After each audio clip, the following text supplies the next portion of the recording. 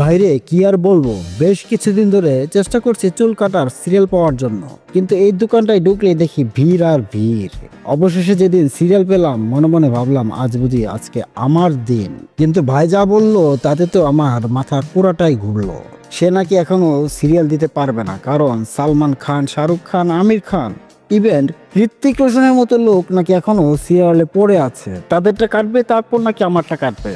আমি তো শুনে একদম চুপ। ভাবলাম আমি তো সামান্য একজন কন্টেন্ট ক্রিয়েটর, আমার ভিডিও এখন ভাইরালই হয় না। ওদের নাম শুনে আমার একটু লজ্জা লাগলো। আমি মাথা নিচু করে চুপচাপ বসে রইলাম। ভাবলাম ওরা বিখ্যাত আর আমি এখনো ট্রেনিং মোডে আছি।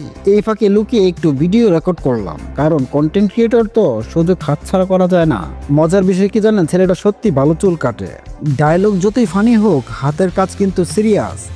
এখন আপনারাই বলুন তো, চুল কাটাটা কেমন হয়েছে? ভালো লাগলে বলবেন, খারাপ লাগলেও বলবেন। সত্যি কথাটা কমেন্টে লিখে যাবেন।